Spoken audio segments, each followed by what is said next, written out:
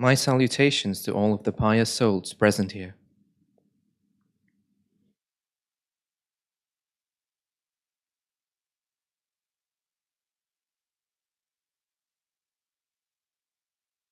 Today, all of us have gathered here on the occasion of Hanuman Jayanti.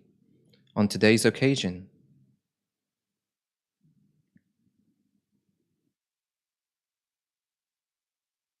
there's an old story which I keep telling again and again.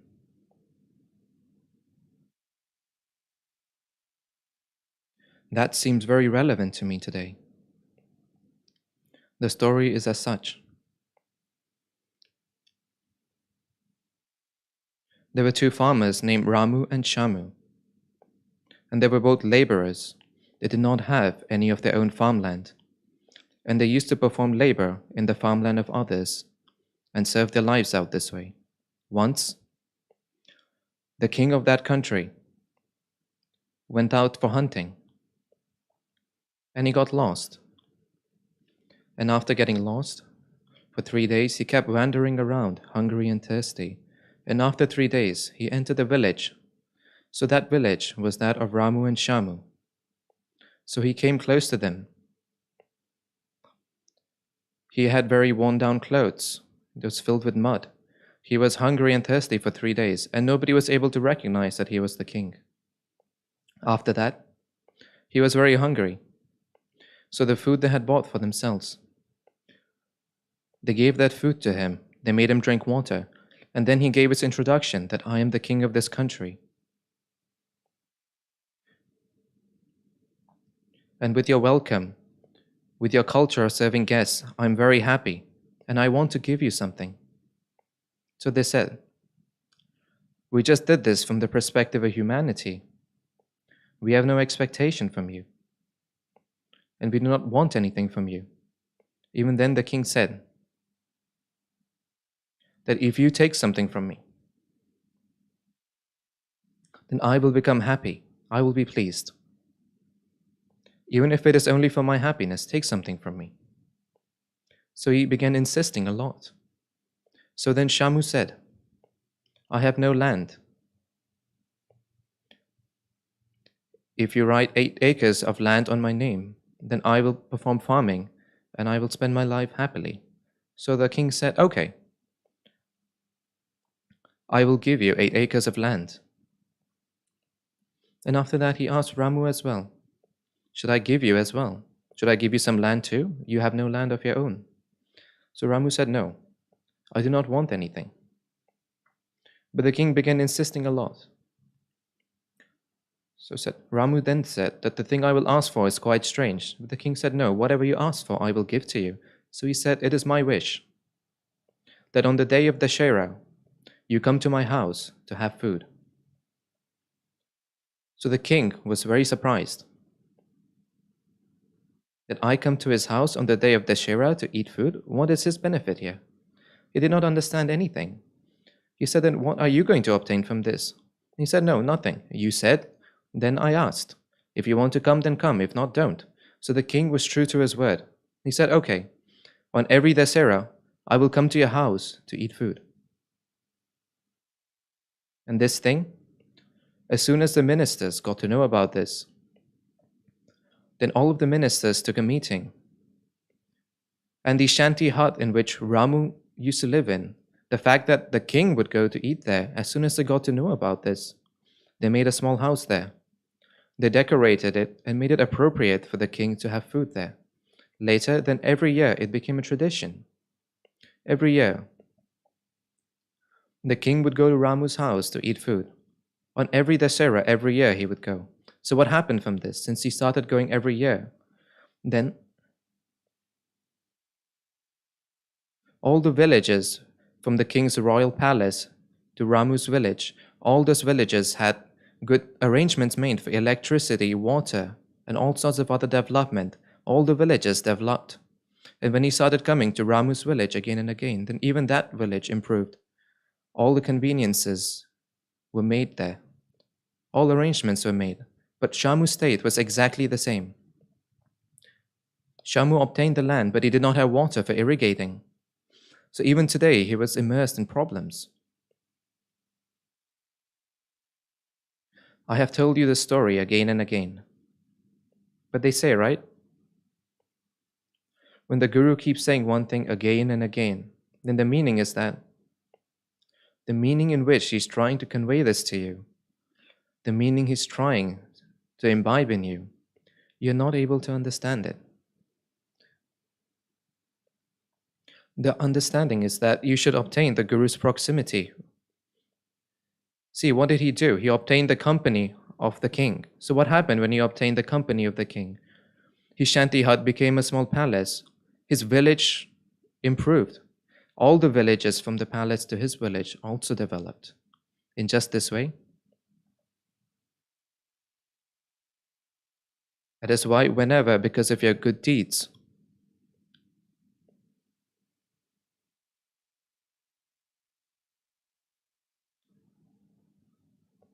if you obtain a chance to get linked with, to get the darshan, to obtain the proximity of somebody at a much higher energy level than you, then do not come there with your immediate problems. Do not look for that solution. Obtain his permanent proximity, and when you do that, what will happen? There'll be a change in everything in your life. So see an example of Lord Hanuman. Have you seen that there's a photo of him with Lord Ram, or he's standing with Lord Ram? Have you seen that? No, never. He's always there like a servant. He's always below. So whenever the place of your energy,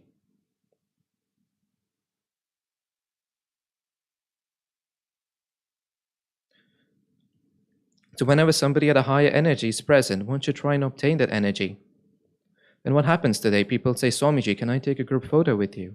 So when they do this, so knowingly or unknowingly, you are thinking of the Guru as being your equal. So there is no difference between you and the Guru. And where you think of the Guru as your equal, then your receiving is over.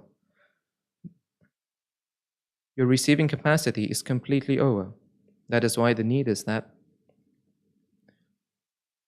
proximity to the Guru does not mean with the body. Proximity is obtained between one soul and another. So join with him at the level of the soul. That is the meaning of proximity. Second, I have gone around the whole world. I have gone to many countries. I have had the opportunity to study many methods of worship. I have seen the darshan, the vision of many holy sites of different religions. And in all of these years, from my experience, I'm telling you, the Indian culture is the only culture in which there's a concept of a living Paramatma. The concept of a living Paramatma is not present anywhere. Everywhere, Paramatma means what has been. It is not there today. That is the concept. But the concept of a living Paramatma is not present anywhere in the world. But here, we say that Guru is the ultimate reality. And we say this mantra. We have been hearing this mantra from our childhood. We have been reading this mantra from our childhood. We've been saying it. But have we ever imbibed it at a soul level? Have we ever thought, why has this been said? Guru is the ultimate reality. Why has this been said? And this has not just been said. Even in my life, I have had the living experience of this. When I had the experience, the darshan of my Guru, when my Guru gave me the spiritual experience, I had the experience and I felt that such an experience I have never obtained anywhere in my life, at any place. So what I've obtained is something very different. And after that, I accepted my Guru as Paramatma. So believing in somebody to be Paramatma is the ultimate level of one's receiving capacity, of one's capacity to absorb. That is the highest state of receiving. So believing in him to be Paramatma means that I obtained his introversive state. And since his search for Paramatma had come to an end, even my search for Paramatma came to an end. So that is to say, Paramatma is not outside. Paramatma is within oneself. He's within. But until some introversive medium does not come into our life, until some medium of Paramatma does not come into our life, Until then, he cannot make us introversive. It is exactly like that of a mirror. So we have our face. The face is ours. We can touch it with our hands. But can we see our whole face? No. We can touch our nose, we can touch our eyes and see, we can touch our ears and see, but we cannot see our whole face. If you want to see your whole face, you need a mirror. In exactly this way, Paramatma is within us, he's inside us. But in order to reach the Paramatma within us, we need the Paramatma from outside. Meaning, until some medium of Paramatma does not come into our life, then we cannot become introversive. And after becoming introversive, even our search for Paramatma comes to an end. Because he has found Paramatma, so that introversive state is obtained by us, and even our search for Paramatma comes to an end. So the Indian culture is the only culture in the world in which there is the concept of a living Paramatma. And second, I have experienced this for myself. And as this is, exactly in this way, is the same with Vasudeva Kutumbakam, the world as one family, in the whole world, in any country. This kind of concept, is not present anywhere in our country. Now G20 gatherings are happening. What is the slogan? Vasudeva Kutumbakam. But the need is that this slogan needs to be explained to those people who are representatives from so many countries. And how is this possible? It is also necessary to tell them. Imagine for yourself that the whole world is one family. This kind of concept, imagination, how vast is this? This type of imagination is not present in any other country. Such an expansive thought, such generous thought, such a big thought is not present in any country. And in our country, our ancestors had this thought. And it was not just an imagination. Even to make it a reality, there has to be some medium. They did not just have an imagination, they gave an objective, a goal, that this is also possible. Now think a little bit for yourself. Vasudeva Kutumbakam, how is this possible? How can this be made real? Is there some language which is spoken in the whole world? There is no such language which is spoken in the whole world. But there is one language that is understood everywhere in the world, that is spoken everywhere in the world. And that language is a language of vibrations. It is a language of love. Everyone understands this. It is the same everywhere. In the Himalayas,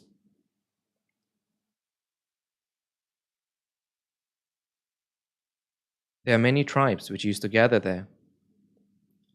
On the full moon day, at this defined time, they used to gather there. And they used to gather and meditate together. And after a specific time, they used to go back to their own areas.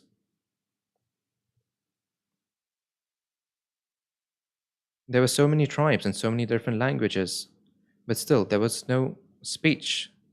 There was no communication. Everyone used to meditate, and only through the medium of meditation, that is how they were joined to each other.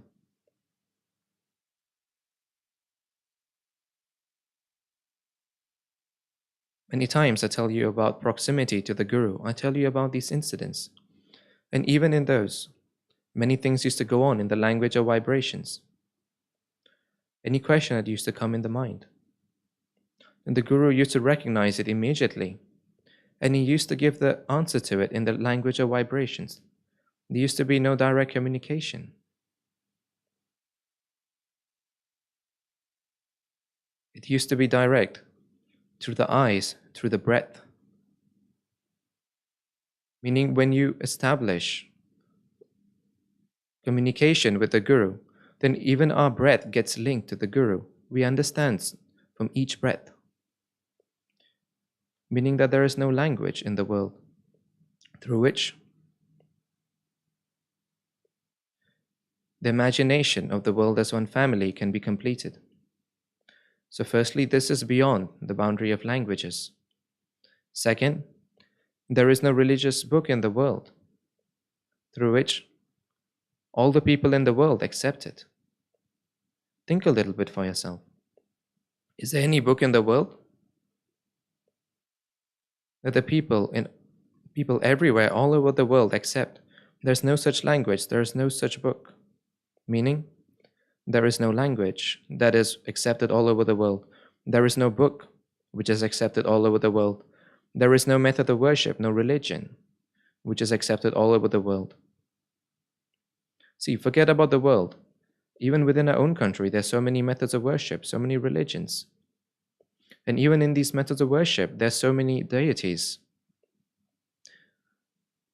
So there is no method of worship that is accepted all over the world. There is no deity that is accepted all over the world. Forget about deities. Even at home, we have it that the husband and wife have different deities they worship. Even then, the world goes on.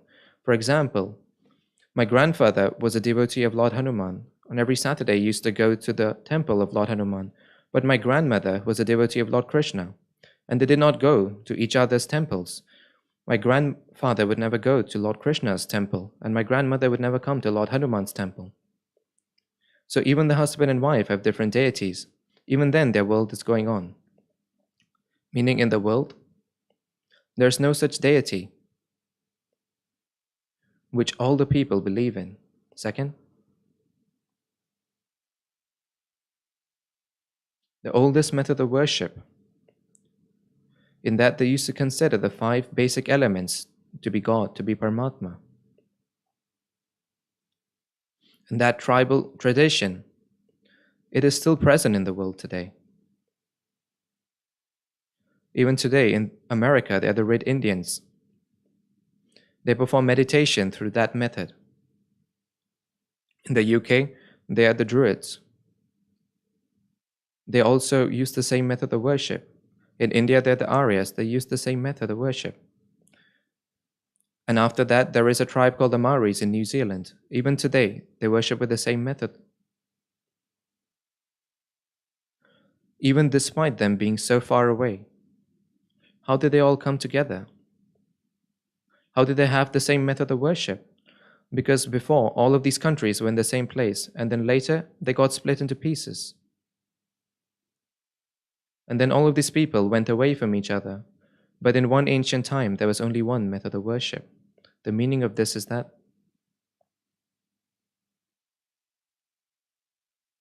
no language can fulfill the requirement of Vasudev Kutumbakam. No book can complete the concept of Vasudev Kutumbakam. No deity can complete the reality of Vasudev Kutumbakam. There is no method of worship that can complete this. So think a little bit. What path is there? What road is there? Meaning we have said that this can happen. But how can this happen? We do not know that. In reality, what happens is that spiritual experience cannot be written down. Spiritual experience cannot be narrated, like it was for Saint Jnaneshwar. He wrote about self-realization, about Kundalini energy, about awakening. He wrote everything. But after writing it, what benefits there are, he wrote all of this too. But how it is done, he did not write that. How it is done, he did not write this. Because spiritual experience cannot be written down. Spiritual experience is experience. It can never be written down. It can never be narrated. It has to be experienced. So Vasudev Kutumbakam, this concept, it cannot just be narrated. It cannot just be said. It can be experienced.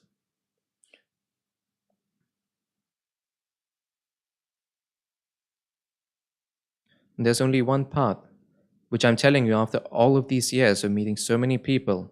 It is the path of yoga. The path of yoga is the only path which joins humans with one another. Why does it do this?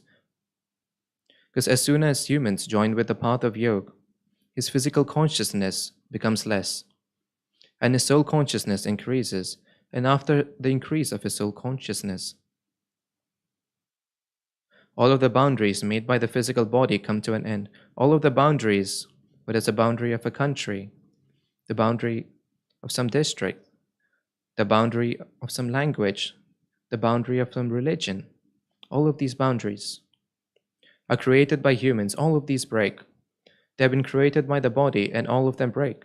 And then the physical consciousness itself comes to an end. You see for yourself. When we have the deep meditation practicum, the Anushthan, there, people of different castes, different religions, different countries, different colors, all sorts of sadhaks, disciples gather there, and with a lot of love, with a lot of happiness. They celebrate this, they stay with this, they stay in the proximity. So this experience which I've had, on the basis of this experience, I can say to you that yoga is one such path. Yoga is one such road through which this Vasudev Kutumbakam, this concept, in its full form, it can be realized. Many times, when I meet the heads of states, I tell them, it is your wish as well that in your country there should be no clash over language, there should be no clash over religion, there should be no clash over castes. The wish is there.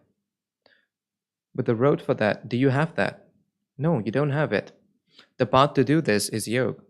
If you spread the path of yoga, then all of these boundaries which have been made,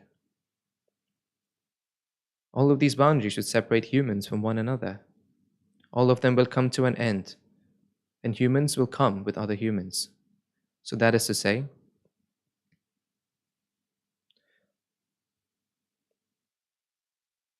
nothing will happen by just putting up the slogan of Vasudev Kutumbakam in the G20. One will have to explain it to them. One will have to say that this slogan that we are going around with, this slogan is not just an imagination, it can be made into a reality. The sentence, just through this, the whole world can come together. It can be one family, it can be like one family. And after that, the objective of this slogan can be completed. These two things are specialities of India. One speciality is that Guru is the ultimate reality, the concept of a living Paramatma as Guru. That is only there in the Indian culture. And second, Vasudev Kutumbakam, that the whole world is one family. Such an expansive thought is only present in Indian culture. This is an invaluable contribution of Indian culture. This can be increased through the path of yoga.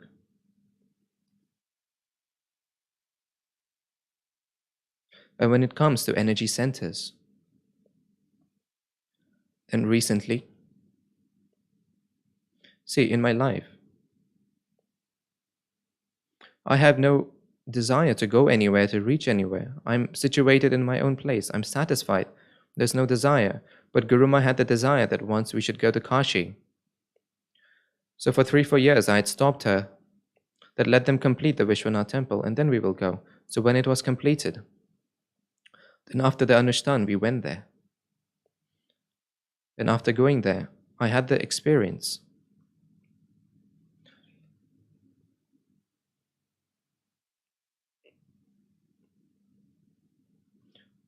And this experience, even though I had it recently, I've had this at many different places too. That the true source of the energy, see, this is an ancient culture, an ancient tradition. This has been going on for a long time. That the true source of the energy, nobody can reach the true source through their physical body. The arrangements for this have been done since ancient times. So whenever people go, for example, people go to Kashi Vishwanath temple, they go there, they stand in the line, they take the divine vision, the darshan, and they come back.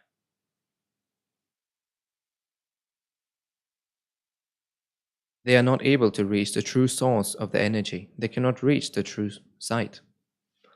The true sight is different, and what you can see is different. Always see that the true sight can never be seen. It is not possible to see it with the eyes of the physical body. One cannot reach there on the level of the physical body. You see for yourself, all of the people who go, whether they go into temples, whether they go to take the divine vision, it is all about using the physical eyes. Either they go with some problems, and after taking those, who does the problem belong to? It belongs to the physical body. So meaning they're going there on the physical level. They go to make some prayer, and they're doing this also at the physical level. At the soul level, there is no prayer. Asking for all of these things, that is the objective. So with such an objective, when you go there, I saw that all of these people are there at the physical level itself.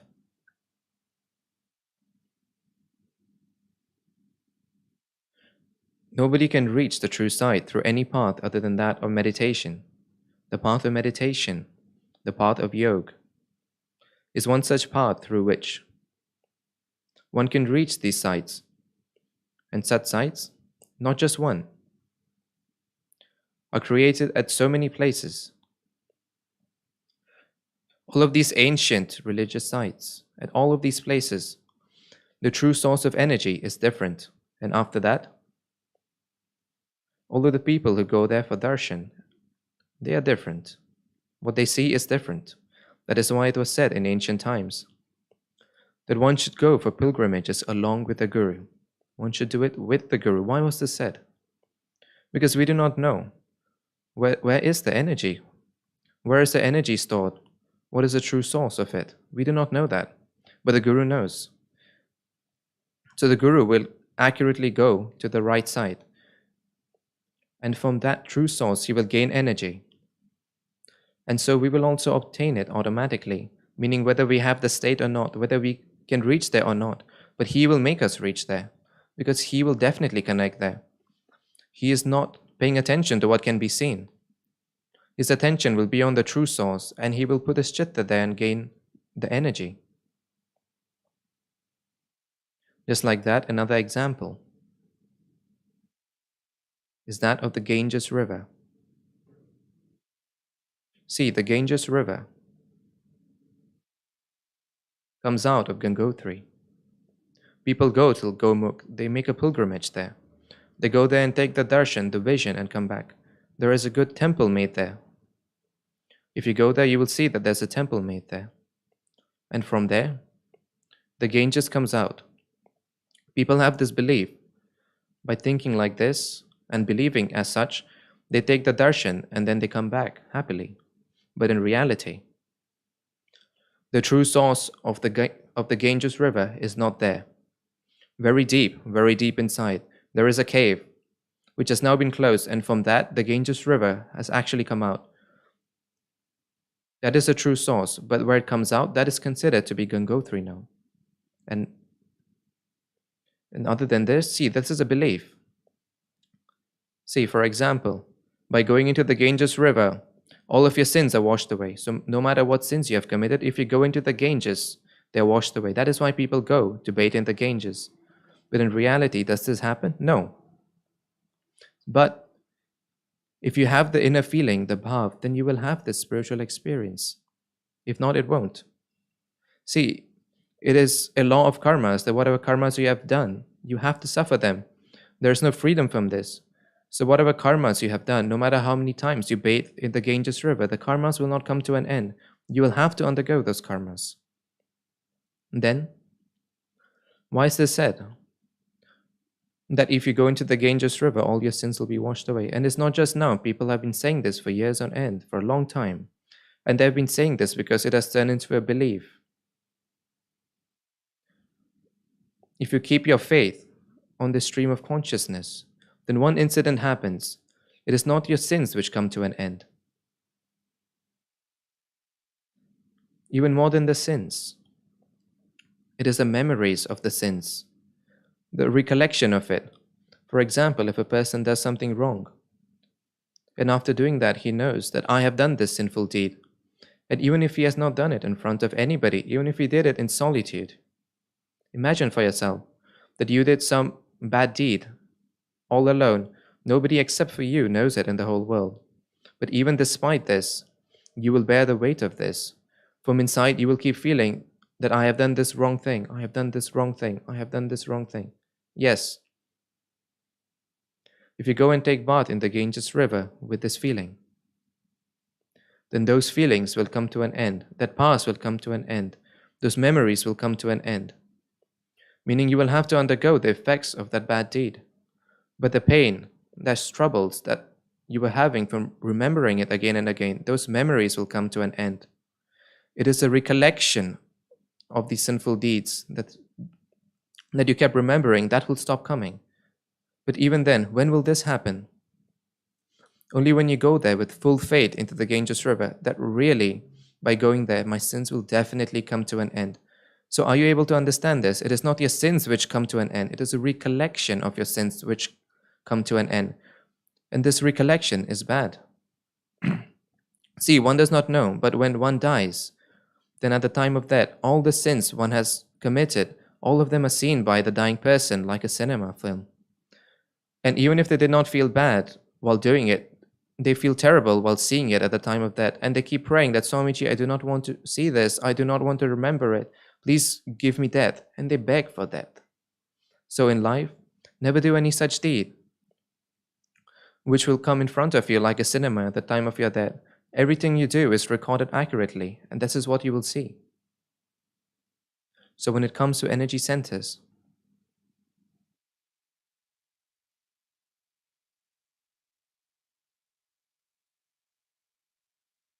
I've given you the example of the Kashi Vishwanath temple, the Ganges river. But in every Guru Shakti Dham, the true source of energy is different. When you come to a Guru Shakti Dham, you take the darshan of the Murti, the auspicious idol, and then you become happy and you go away. This Murti, the auspicious idol, is not the true source of the energy, the true site of the energy. The true site of the energy established there, it is different. But one can never reach there through the physical body. That is why I keep telling you again and again. Do not go there to ask for anything. See, if you go with any problem, then what happens? As soon as you go, your chitta goes, your attention goes towards the problem. Let me explain this to you in a different way. First of all, you have a problem means that there's a problem inside you. And second, if there's a problem inside of you, meaning that your energy is falling short somewhere. The power of your energy is short somewhere. There's a shortfall. That is why you have a problem and you're feeling a problem. If your energy levels are high, if they're sufficient, then you will not have any problem. And you will not feel any problem. So what will you have to do? Where your energy levels are less, you have to increase them.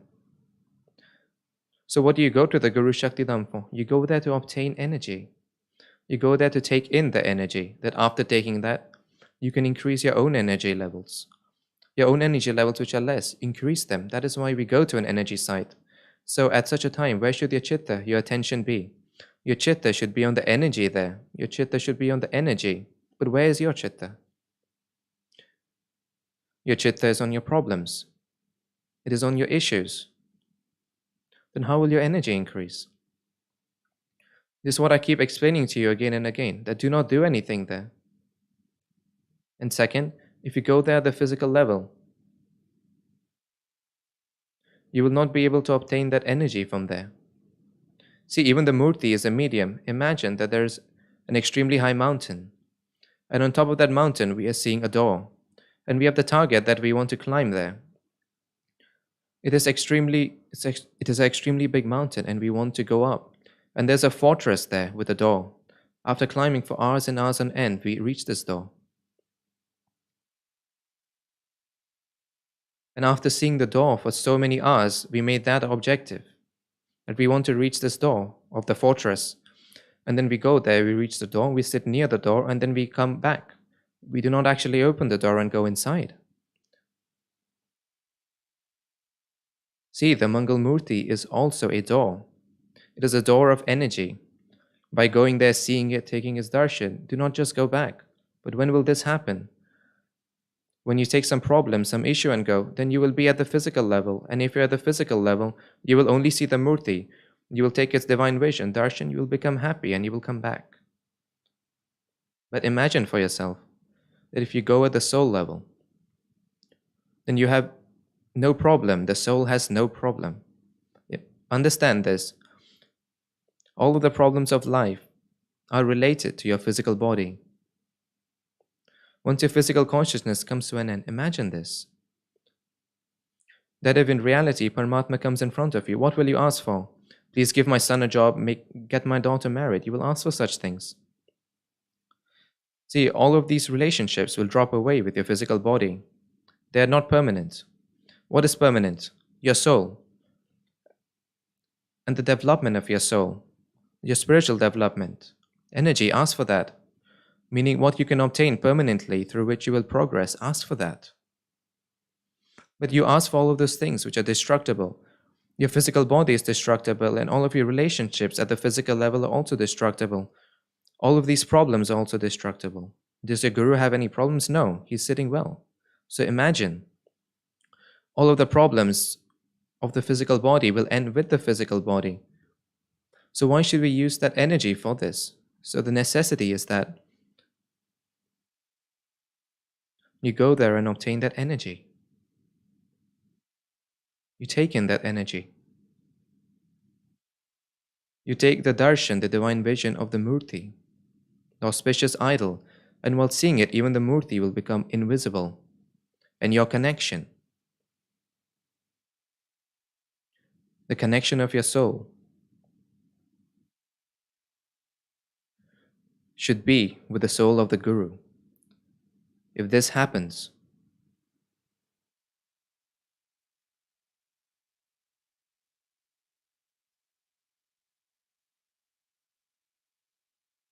then you will obtain the darshan, the vision, and the divine experience of the pure and divine soul of the guru. But one can never reach here at the level of the physical body. See, the way you remove your slippers and shoes outside the temple, the same way. All of your ego, what post you're on, all your problems, all of these forms of ego, all of the forms of your physical appearance, how beautiful you are, leave that. How intellectual you are, the ego of your intellect, leave that. If you have the ego of your physical strength, leave that too. You know, at the end, what kind of ego is left behind? That is the ego of your gender. I am a female, I am a male. The feeling of that is dropped away at the very end. And when that is dropped away, then think that you have reached the soul level. See for yourself that when you go into meditation, you should forget everything. Whether you're a man or a woman, you should forget that too. While meditating, you should forget this too, and then you should enter. And this is the type of ego that is left at the very end, the ego of gender, whether I'm a man or a woman. This is dropped at the very end. Even many saints and monks, even now, they go away from females, they run away, they do not look at them. But I tell to them, whether they are a man or a woman, why do you care? When you reach a high level, you will not even be able to see this. These are all levels of energy as you keep improving and you go to a higher and higher class of energy. And in the middle, there was a very good video and I shared it with everyone. See, the highest level is gamma. All of these different levels, gamma, theta, etc. The highest level is gamma. And at that high level, whoever has reached that, he becomes connected with Paramatma. He's connected with the universe. His own existence comes to an end. Even his identity of gender comes to an end. He has no consciousness whether he is a man or a woman. So all of the people who have reached this level, they will say only one thing. Everyone's Paramatma is one. Everyone's Lord is one. Paramatma is one. Everyone who has reached that level, for example, Saint Kabir, and not just one, there are many. Saint Kabir is one. He also said so. After this, you will see there was Swami Samarth. He said the same thing. There was Gajanan Maharaj of Shegaon. He said the same thing. There was Shirdi Sai Baba. He said the same thing. Meaning, it is a level of spirituality. And after reaching that level, all of these things become negligible. So once you reach that level, everyone has only one experience. Everyone speaks in the same way. And if you look at it this way, then who are the people, who are the parents of Saint Kabir? Nobody knows. Who are the parents of Gajanan Maharaj? Nobody knows. Who are the parents of Sai Baba? Nobody knows. Who are the parents of Swami Samarth? Nobody knows. So there's so many saints. And we have no knowledge about their parents. There's no knowledge, nothing. But we do not know why. There's so many saints like this whom we do not know about anything about their parents. So that is to say,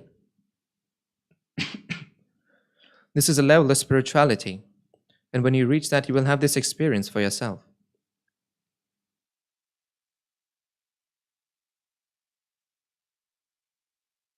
And it happened, I recently met a very big person. That person was spiritual.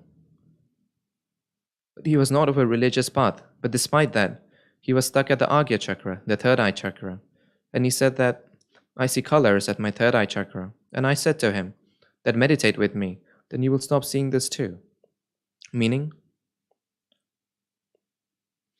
if you hold on to any specific path, if you hold on to any method of worship, any religion, then you cannot reach the Sahasrara. You cannot reach the crown. You will have to leave the path as well. You have to go above that as well.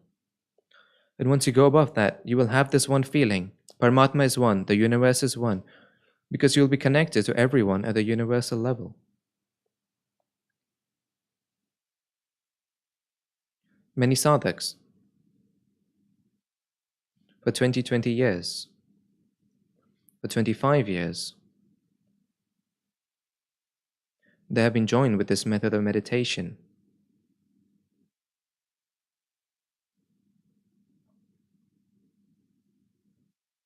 And they have spent their life with a lot of peace, in a very good way, and they've obtained many spiritual experiences.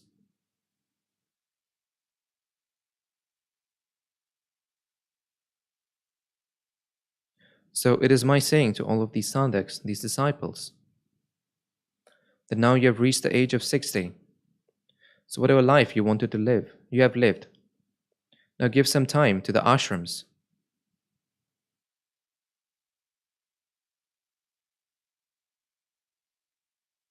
There are so many ashrams. All these groups of 4 or 5 sadhaks. You can make such groups and take the responsibility for an ashram. I'm not saying that you should leave your family and come there, but decide within yourself that with 4 or 5 of you, you go and take care of some ashram. Somebody will stay for 1 month, somebody will stay for 2 months, but all the time somebody will be there. You can take this kind of a responsibility. And at the end of your life, this will give you a type of happiness that through your medium as well. Some good Guru Karya has happened. And because of that, some people have started this as well. In Dandi as well, there are 2 people who are doing this. So it is my wish that groups like this of 4 or 5 people, they take care of each one of the ashrams. See, I know that these people are not so intellectual. I know that the old people are not so intellectual. And what is the reason? That every time the conveniences, technologies, the mobiles are coming, all of these things are changing, and their intellect hasn't progressed like that. But what they have is experience of life. See, the youth is intellectual, and the generation ahead of us will be even more intellectual, and so on. The intellect is developing continuously. So the new generation is very intellectual, but the old generation is based on their own experience. So they have a lot of experience. They may not have so much intellect, but they have a lot of intellect. The young people have a lot of intellect, but they have experience, and they should give the benefit of this experience to the ashrams. And there's a lot of need for this. The people taking care of it right now are all the youths. They're very intellectual, but they're bereft of experience. So if all of these people with experience, they join with the youth, with intellect, then even the ashrams will develop well. So if this happens, it'll be very good. And second, at this present time, I have started to work on the Aura Shastra, and I've started it since the Deep Meditation Practicum, the Anushthan. You're clapping. I'm remembering my grandmother. Actually, what has happened? Some DRDO, Defense Organization scientists, some professors from IIT, they're helping with this, but there's so many problems. There are 108 chakras, and there are many groups of these. And there are millions and upon millions, if not billions, of combinations of these permutations. So if they do this for all the chakras, it's going to run even more than this.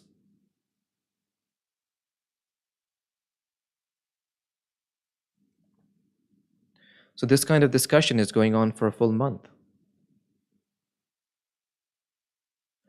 And the numbers are coming out to be so high that they're getting results on the computers, and they're telling me that the result is so high we can't even read it.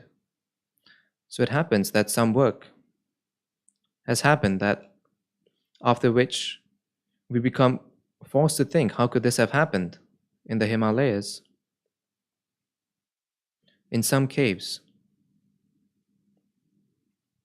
Even if you go during the day at 12 p.m., it is so dark that you cannot see anything. If you go with a torch, you'll be able to see something. If not, you can see nothing. So they're very beautiful idols which have been made. And how were those idols made?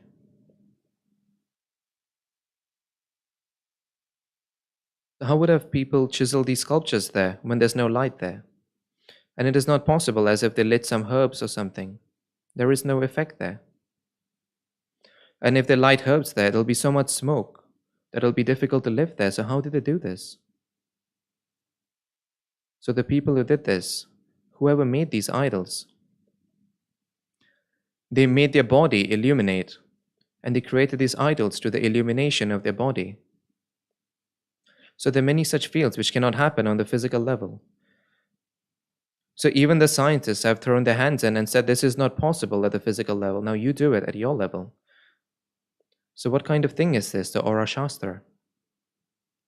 You may have heard of this book called the Bhrigu Samhita. You may have heard this. It is a very rare book. One does not find it.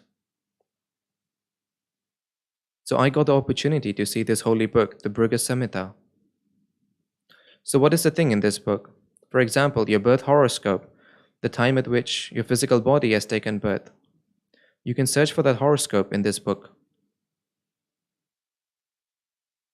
And then if you find it, if you find that page, for example, it's on page 13, then after that, it will show you everything about your balance. It'll show you all of these tallies. And after that, below that, there'll be a number kept there. For example, number 12. Now, if you go to page 12, what were you in your past life? That can be told through the Bhrigu Samhita. So Aura Shastra is something like this. The thought is something like this. So now there are machines coming to scan your aura, and you can look at your aura on these. So for example, it comes on that your Muladhara chakra, your navel chakra, and your Swadhisthana chakra are caught. But the machine will not be able to tell you which is the core chakra. In reality, what happens is that there is one chakra which is imbalanced, and that causes the other chakras to be imbalanced. So the machine cannot tell you what is the core chakra that you need to fix. But the Aura Shastra will tell you what is the core chakra that is causing this. So when you have all of these 3 chakra combinations, then I have to look at it and then take out the result. What is the root cause of this? So there are millions and billions of such combinations. And I have to look at these combinations and find the true chakra causing this. Then such a group would be completed, and there are 108 such groups. It's such a big task. So now I'm giving my time for that. And so now let me see what kind of work can be done. If not, maybe I'll have to sit for 4 or 5 years, and then this work will happen. So if this work is done, I'll do it. If not, I'll find some other way. So it's a very big work. So the work has started. It started in the deep meditation practicum. Behind every person, I see another person. See, if anyone's karma, any karma happened through you, good or bad, then we think that it happened because of this birth.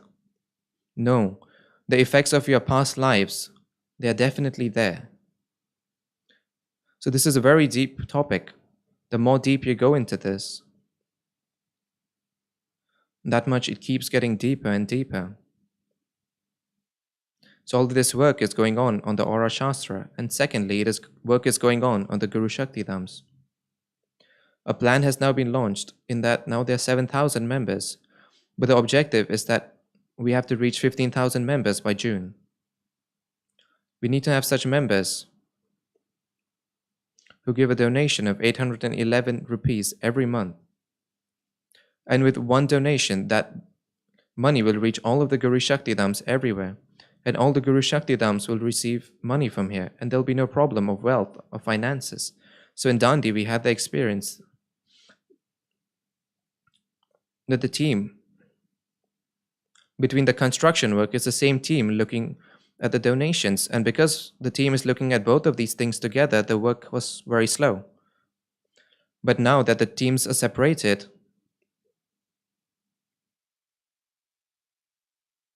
work is going on more smoothly. So now work has started in so many places together: Goa, Nagpur, Mahudi, Saurashtra, and after that Kutch, Ajmer. The work is still going on. And now the work has been completed to a large extent at Ajmer. That is to say, so many projects are going on at the same time. So many projects need funds at the same time, and this scheme has been made for this, so that at just one place, and it happens. If you want good fertilizer to be spread in the whole field, we put fertilizer in this big water tank so that it reaches the full field. So now this plan has been made so that if you give some contribution in this scheme, they will reach every Guru Shakti Dham.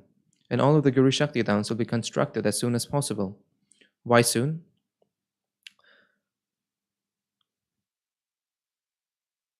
The speed is there so that the Gadistan can be established there. The Gadistan is the true source of energy which I was speaking about.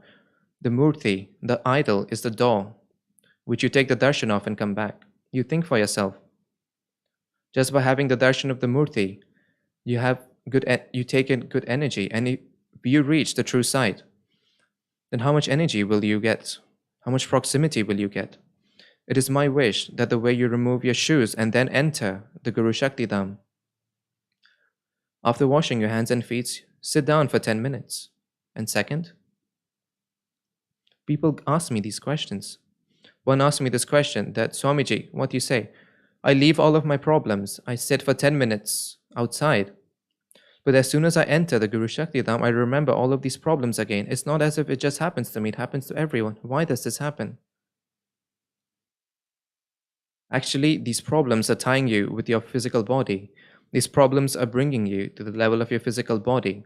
They're giving you this realization. If your problems are left behind, then you will not have any physical consciousness. As soon as you go in front of the Murti, the auspicious idol, what happens? All of these things which are going on inside you, they erupt forth. Even if you make it silent for some time, it's not gone. It's somehow linked to the body, and so you remember it. So what will you have to do? You will have to practice. It happened once, it happened twice. And third time you will see that no, I did not remember any of my problems. And as you did not remember them, you will see. See, I told you, the biggest measurement is that whether you're a man or a woman, if you have the feeling that you have forgotten even this, then you have reached the state which you should reach. The ego of the gender is the last ego that goes. So that is to say, when you go into the Guru Shakti Dham, take in the energy there.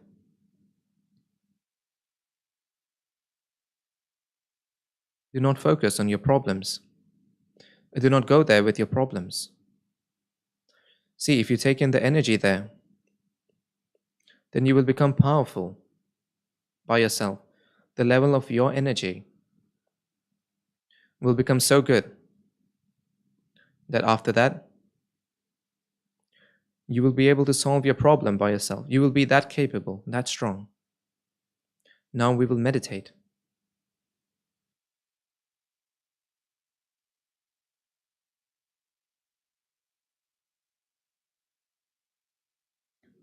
And after that, the plan for this Guru Shakti Dhams,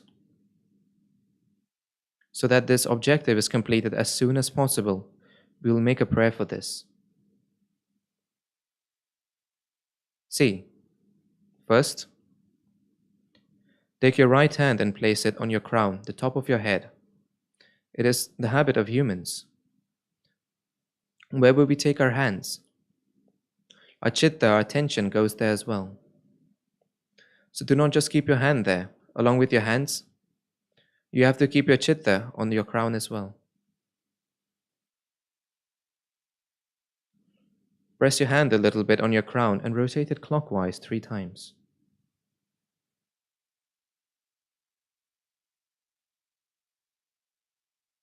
And after stabilizing your chitta there, bring your hand down very slowly.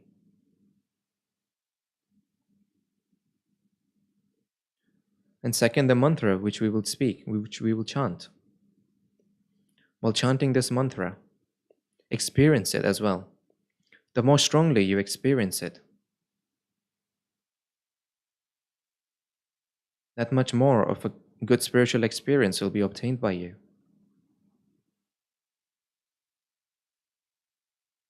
I am a holy soul.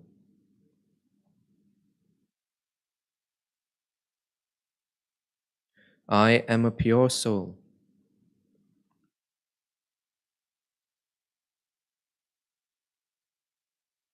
I am a holy soul. I am a pure soul.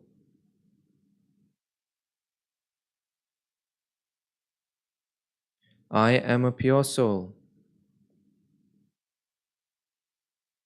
I am a holy soul.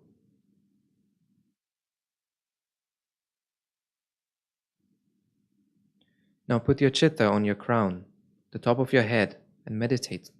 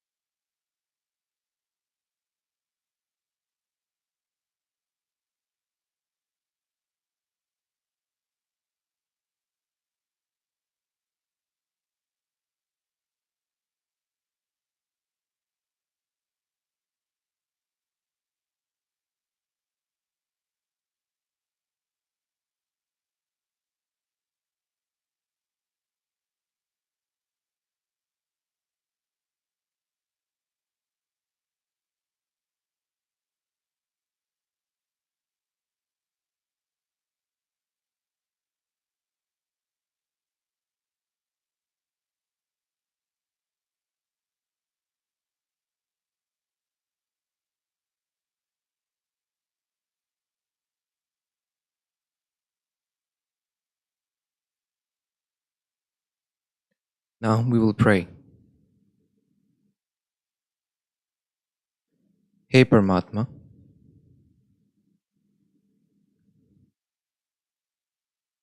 may the one donation, all Guru Shakti Dhams, Ekdan Sarva Guru Shakti Dham project, may this be completed as soon as possible. This is a pure wish. This is a pure wish. This is a pure wish. My salutations to you. Namaskar. Whenever you get the opportunity to meditate in the proximity of a Guru, and that day is on the full moon day, Purnima, never miss that opportunity. You are all those, well, you are all those fortunate people who have taken the benefit of this today.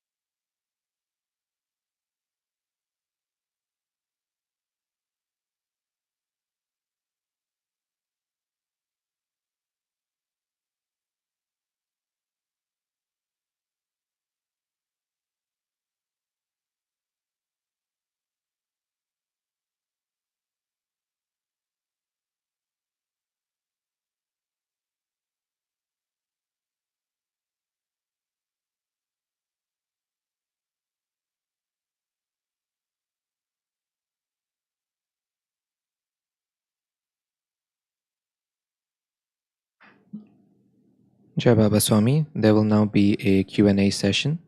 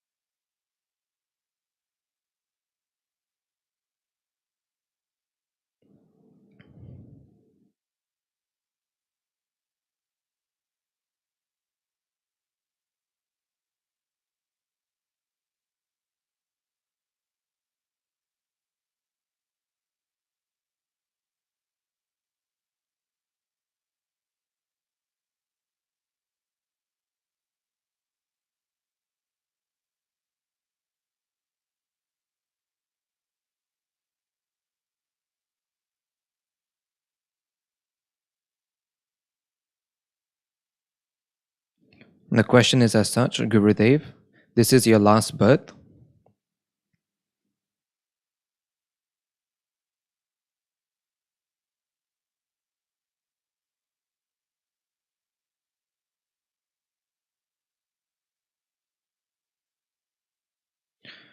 But in this birth, you have set an objective that after you leave your physical body, you will remain active for 800 years. Now, if this is our last life, we have no such objective, do we? So then, after we leave our physical body, will our soul remain active in some other form? Or will it become still? Will it be situated somewhere?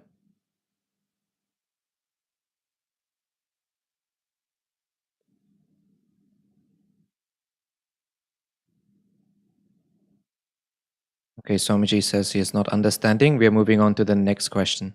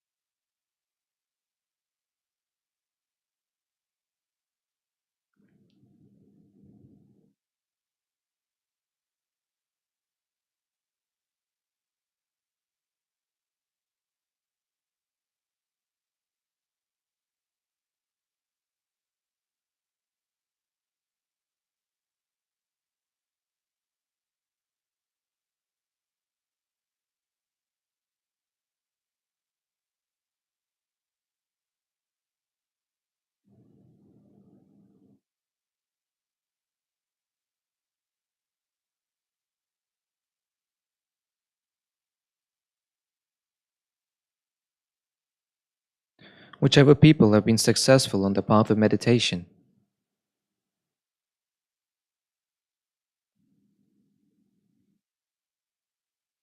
they have not been successful in just one try. So, for example, somebody has reached the top of a very high mountain. When he reached that high peak, then we were able to see him. He came into our knowledge, but how many times he has fallen down, we do not know that. In just that way, how many other people there are? And all of these people who have reached the high peaks of meditation, how many times have they been unsuccessful? After how many attempts have they reached there? It is exactly the same thing. This is a practice which you have to keep doing continuously. And second, as much time as you give to it, and with as much inner feeling as you do it, that much of a good result you will obtain. The necessity is that you have to keep trying continuously. The necessity is that you have to do it with full feeling. As I said right now, that when you chant the mantra, when you say it, I am a holy soul, then really understand that you are a holy soul. You're not the body. Then automatically what will happen? The feeling of the body will reduce. And second, the best time for meditation is considered that to be that of the early morning. And why is that so? Because early in the morning, as soon as you say that I am a holy soul, I am a pure soul,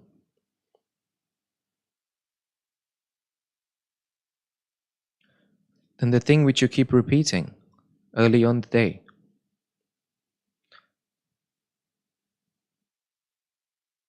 then its effect, its influence falls on us.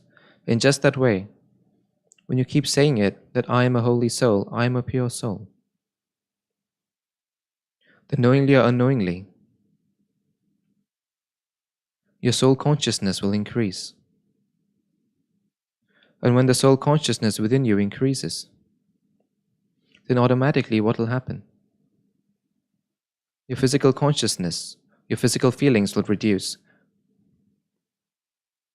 So we are doing one thing, but its effect is candle. As soon as you light the lamp, the darkness will fade away. It is the same thing. As soon as you say, I am a holy soul, I am a pure soul, then automatically your physical consciousness will be reduced.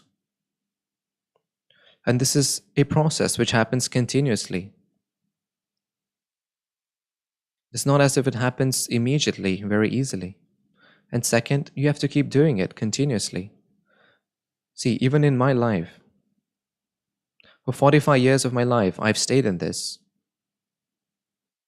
And when I had the orders from my guru, then I started spreading the work.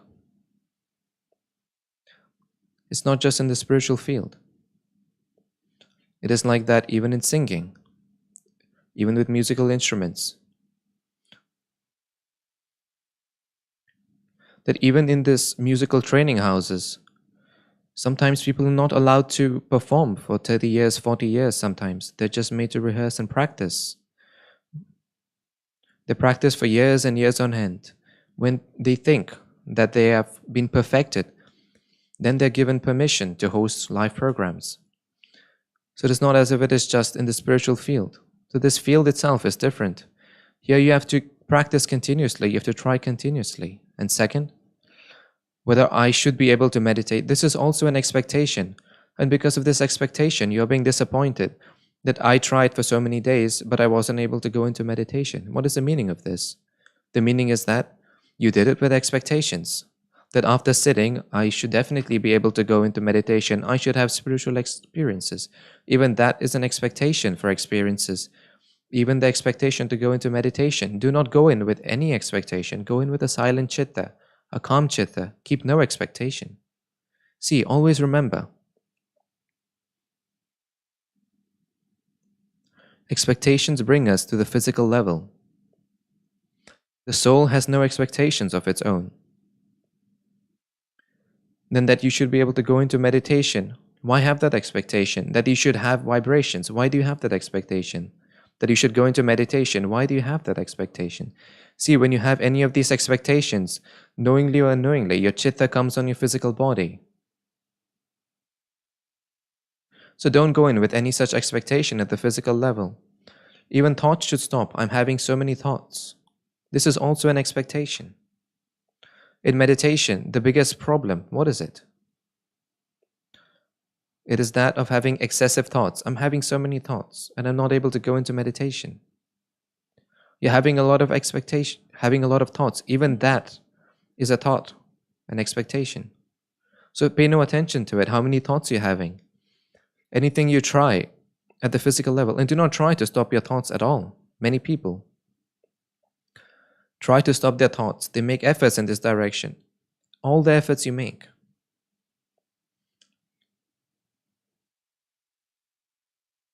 all of these efforts will bring you down to the physical level. So now you have to be free from the physical level. You have to be free from these attempts. You have to be free from these thoughts. You have to be free from trying to stop your thoughts. You have to try and be free from expectations. Being free of all of these things itself is dhyan, is meditation. And after going into dhyan, all of these things have no meaning. And second, you also remember for yourself, whenever you went into a good state of meditation, whenever you had good spiritual experiences, then did you try something special for it? No. That spiritual experience, did you have any expectation for it, that I should have this kind of experience? No. So what is the meaning of this? Whatever happens, it happens automatically. It happens easily. It never happens because of your expectations. See, for example, the sun has risen.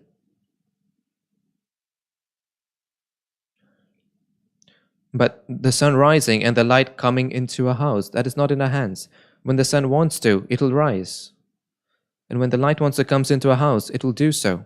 But our doors and windows should be open. We should be ready to receive it.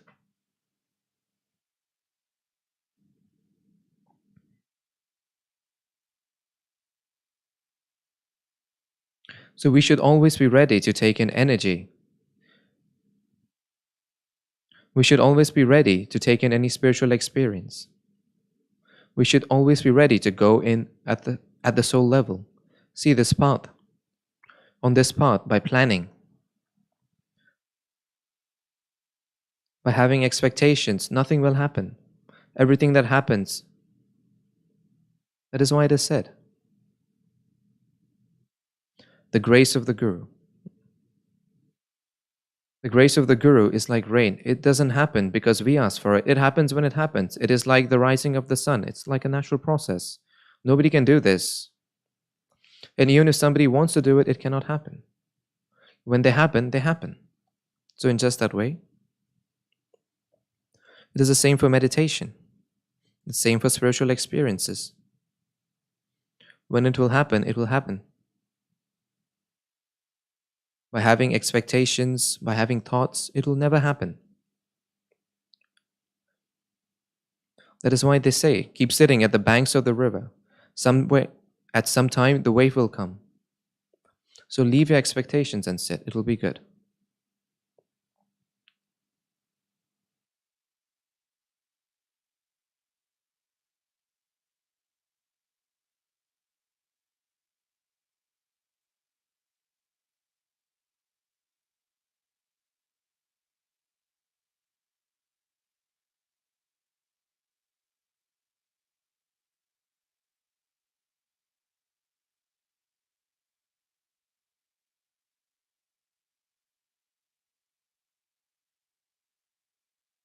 One question has come to me through email. One engineer has asked me that this knowledge of engineering, this knowledge of being a doctor, will this stay with us till the next birth?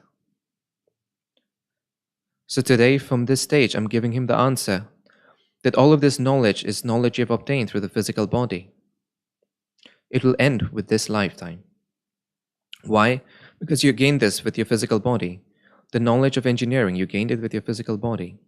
The knowledge of being a doctor, you gained it through your physical body. It happens so many times.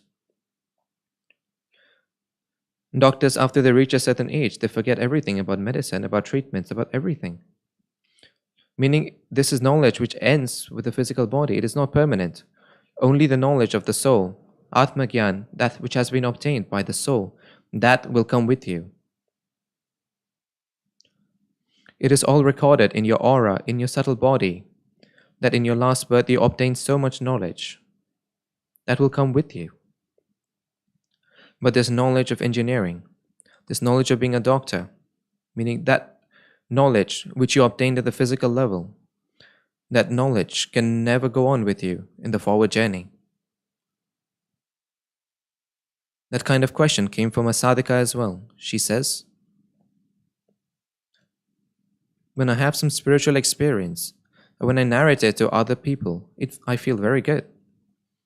So should I tell people about my spiritual experiences or not? Some people say I should tell, some people say I should not. So what should I do?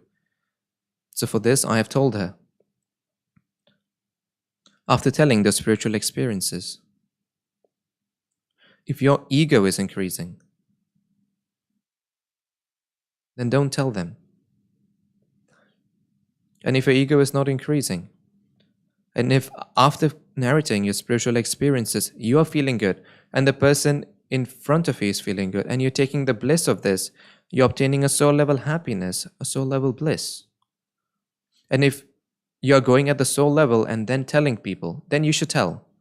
So whether you should narrate this to people or not, it is not so clear cut.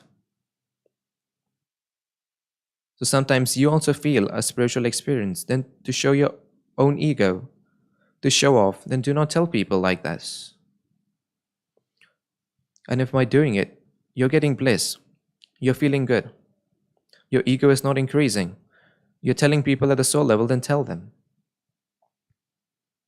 All of this game, all of this play, is that between the soul level and the physical level. All of these things should happen at the soul level, not at the physical level.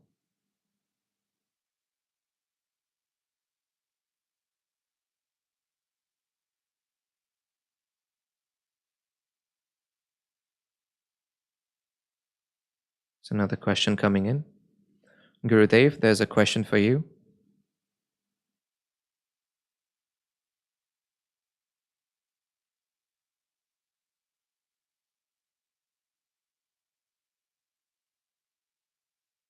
The question is as such: when you, Guru Energies, authorize us for any work, and when we ourselves become a medium for Paramatma, what is the difference between these two? And how can we understand this at the spiritual level? And second, when you authorize us for any task, whether it is small or big,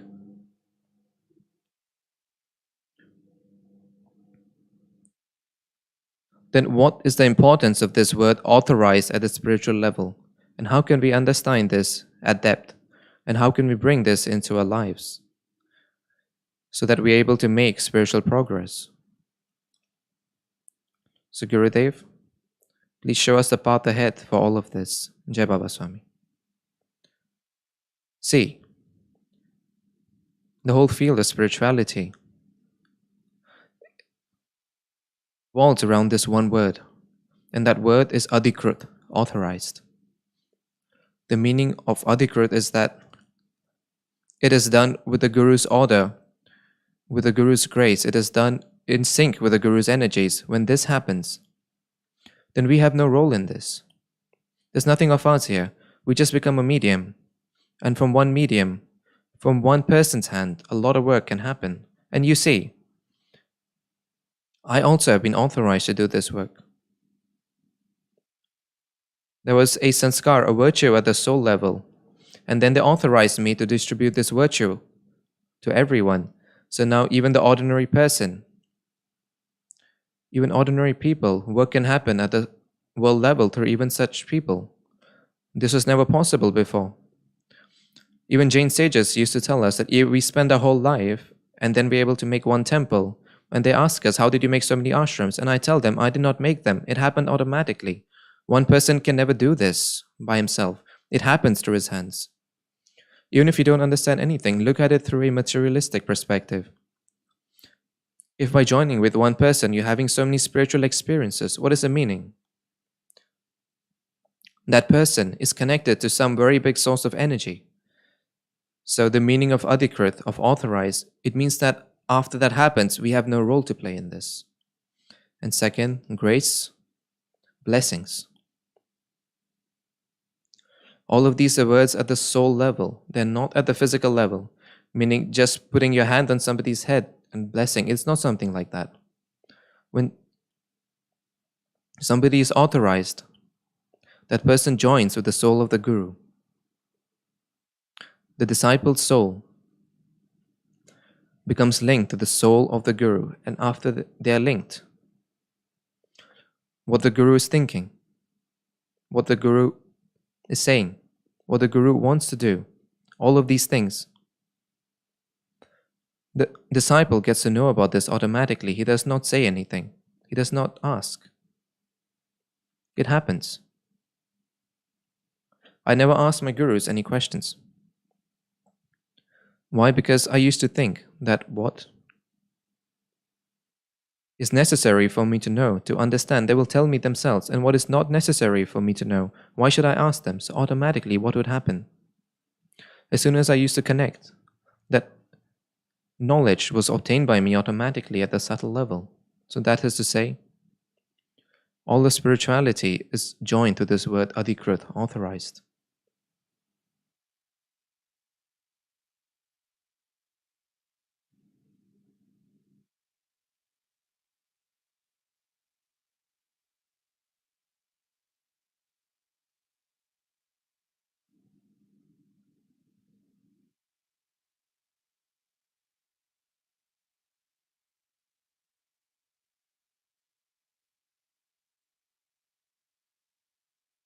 So now the Q&A has come to an end. The closing ceremony will be on the Hindi broadcast. Jai Baba Swami.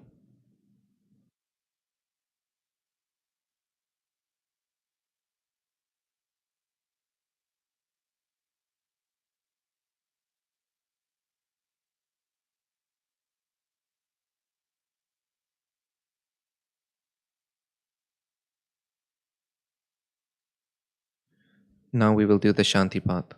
Om Dyoho Shanti Antarikshagvam Shanti Prithvi Shanti Rapah Shanti Raushadayah Shanti Vanaspatayah Shanti Vishve Devah Shanti Brahma Shanti Sarvagwam Shanti Shanti Reva Shanti Sahama Shanti Redi Om